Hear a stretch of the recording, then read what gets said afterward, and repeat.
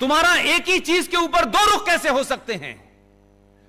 अगर जब तुम गलत थे तो आज सही कैसे हो, और जब सही थे तो आज गलत कैसे हो तुम?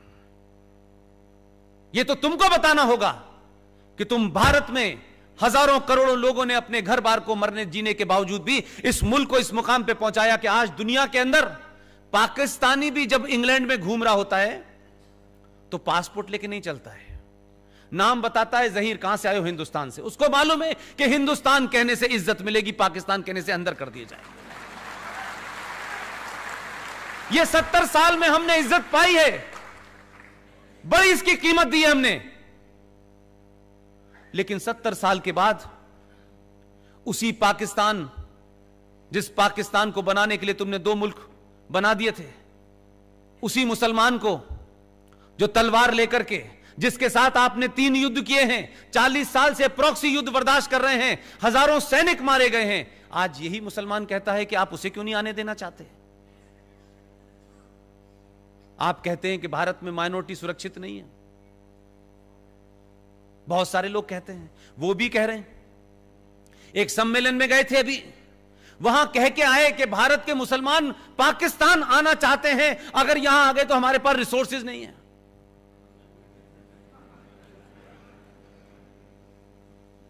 मैं तो जैसे भी हैं यहां के मुसलमान, कितने भी मुनाफिक और मक्कार हैं, लेकिन फिर भी मैं ये कहता हूं, इमरान खान और पूरा पाकिस्तान और बांग्लादेश और 57 इस्लामिक मुल्क, सऊदी अरब से लेके ईरान, इराक, जितने भी हैं, कुवैत, पिछले 70 सालों में बता दे किसी एक मुसलमान ने पाकिस्तान की नागरिकता मांगी कि नहीं मांगी? अगर हिंदुस्तान का हिंदू इंटॉलरेंट था, दंगाई था, मुसलमानों को मार रहा था, उनके मजहब की पहचान को मिटा रहा था, एक मुसलमान इस देश में निकल के ना तो 57 देशों में उन्होंने शरण मांगी, ना पाकिस्तान में मांगी, ना बांग्लादेश में मांगी, और उस सब के बावजूद की स्थिति यह है कि जो अपने आप को इस्लाम के नाम पे जिसने खड़ा किया, उस मुल्क के 2 लोग यहां आए हुए हैं। यह काम भी एक हिंदू राजा के हाथ से ही होना था। अदनान शामी और निकाह की हीरोइन सलमा आगा ने भारत की नागरिकता मांगी है। उनसे पूछो कि भाई वहां कौन महफूज नहीं है? हमारे यहां से तो ना मुसलमान जा रहा है ना हिंदू जा रहा है, तुम्हारे यहां से हिंदू भी आना चाहता है और मुसलमान भी आना चाहता है। बताओ है कौन? हम कहां हैं, तुम कहां हो? हमारी कोई बराबरी नहीं हो सकती। लेकिन की पार्लियामेंट में ऐसे भी जोकर बैठे हुए हैं कि उनको लगता है कि इस देश में बोलने की आजादी है। यह बात अलग है कि आपके राज्य में बोलने की आजादी की वजह से मेरा जयपुर का प्रोग्राम रोक दिया गया। इसलिए मैंने आपको दो बार धन्यवाद इसलिए नहीं दिया है, इसलिए दिया है कि आप बहादुर लोग हैं।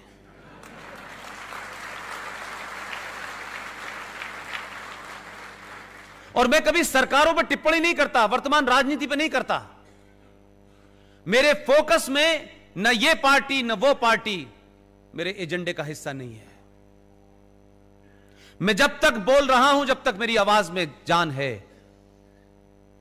मेरे केंद्र में राष्ट्र है, उसके अलावा कुछ भी नहीं है।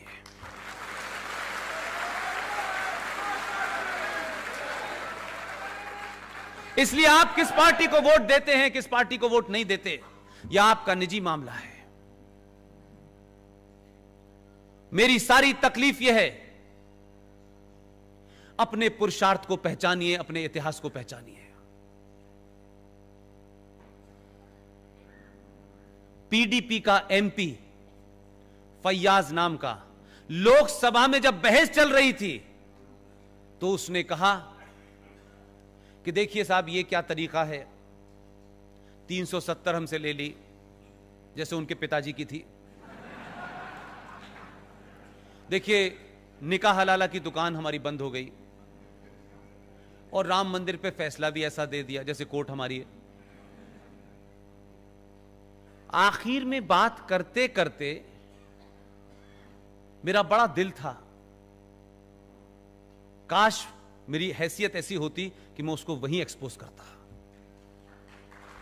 लेकिन मैंने कहा वहां नहीं जा सकता तो यहां तो कर ही सकता हूं। आप सोचिए थोड़ी देर के लिए, जम्मू कश्मीर राज्य जब बना तो भारत के प्रधानमंत्री की क्या मजबूरियां थी मैं नहीं जानता। कुछ मजबूरियां होती हैं जो सार्वजनिक नहीं की जा सकती। उन्होंने किन मजबूरियों के चलते 370 दिया? 370 में सिर्फ इतना ही था कि भारत की सुप्रीम कोर्ट और भारत की संसद की लिमिटेड पावर थी। यहां तक भी ठीक था, इस पे भी कोई बड़ी शिकायत नहीं थी। लेकिन जघन्य अपराध जो किया, मैं किसी कारण से यह बैकग्राउंड इसलिए बताना चाहता हूं कि जो पीडीपी के लोगों ने भाषण दिया है, उन बेहया और बेशर्मों ने जो भाषण दिया है, एक आदमी खड़े होकर गलेवान पकड़ लेना चाहिए था किसी को, लेकिन नहीं पकड़ा। पूरे देश में सन्नाटा है, किसी एडिटोरियल में नहीं लिखा गया, किसी ने खबर नहीं छापी, किसी ने इंटरव्यू नहीं छापा। 14 मई 1954 को भारत के राष्ट्रपति के ऊपर दबाव डाल करके उस वक्त के प्रधानमंत्री ने राष्ट्रपति के एक आदेश को भारत के संविधान में धारा बना के जोड़ दिया। उस धारा का नाम था 35A।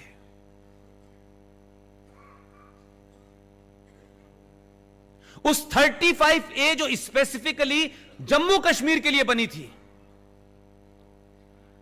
मैं इसलिए बार बार कह रहा हूं कि आप सोए नहीं थे, बल्कि आपको सुला दिया गया था।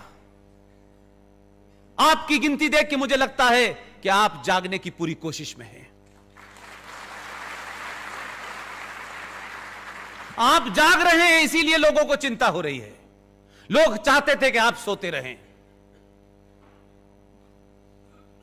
वो जो 1954 में डॉक्टर राजेंद्र प्रसाद से जो आदेश दिलवाया गया, उसको जब आपने भारत के संविधान में जोड़ा, उसे आपने आर्टिकल 35A का नाम दिया। उस पर चर्चा कभी नहीं हुई भारत के संसद के अंदर, रखा तक नहीं गया। इसी को हमारी टीम ने चैलेंज किया था सुप्रीम कोर्ट में। लेकिन इशू क्या है? 370 से ज्यादा बड़ा खतरा और ज्यादा खतरनाक, और मैं यह कह सकता हूं कि जम्मू कश्मीर में पिछले 70 सालों में जो अलगाव, जो आतंक जो फैला है, उसकी जड़ में 35A थी। यह धारा नहीं हटी है, यह जम्मू कश्मीर में आतंक को समाप्त करने का सिलसिला शुरू हुआ है। मैं बताता हूं आपको, आपने भारत के संविधान में 14 मई 1954 को जोड़ा, लेकिन मजबूरी देखिए। कश्मीर के उस वक्त के महान लीडर जो कश्मीरियत की बात कर रहे थे, उन्होंने कहा कि हमारा संविधान, उनका 1956 में उनका संविधान, जो जम्मू कश्मीर में भारत एक राज्य था जहां उनका एक अलग संविधान था, वो 56 में ड्राफ्ट तैयार हुआ और जनवरी 57 में वो संविधान बनके जम्मू कश्मीर में लागू हो गया। क्या कभी आपने देखा था, सुना था कि जम्मू कश्मीर का अलग संविधान है? कभी सोचा था, कभी पढ़ा था, कहीं किसी किताब में, कहीं रेफरेंस में आया था, कहीं किसी लॉ के स्टूडेंट को बताया गया था, कभी भारत की संसद के बाहर, कभी जुडिशरी के अंदर कहीं चर्चा हुई थी कि एक संविधान इस देश में है? यह पहला दुनिया का एक देश है जिसके आजाद होने के बाद उनका संविधान भी अलग था, उनका प्रधानमंत्री था, उनकी विधानसभा का टर्म भी 6 साल था, वहां सदर रियासत भी था, वहां भारत का संविधान और आईपीसी लागू नहीं होती थी, लेकिन फिर भी देश चल रहा था। यह सब आप दे चुके थे। लेकिन उनकी मक्कारी देखिए, वो कितने शार्प लोग थे, वो कितने एंटी हिंदू और एंटी इंडिया थे। यह देश सो रहा था, इसलिए उन्हें इससे बढ़िया माहौल मिल ही नहीं सकता था। उन्होंने कहा कि हम भारत का संविधान, जिसके अंदर यह आर्टिकल 35A है, हम जब जम्मू कश्मीर के संविधान में इसको लाएंगे तो हम इसके लागू करने की डेट 1944 रखेंगे। यह पूछना चाहिए था सबको कि 1944 क्यों रखेंगे? 1944 को तो भारत आजादी नहीं हुआ था। मैं होता तो कहता 1944 क्यों रख रहे हो, 632 रख लो। पूरी तमन्ना पूरी करो, अधूरी क्यों कर रहे हो?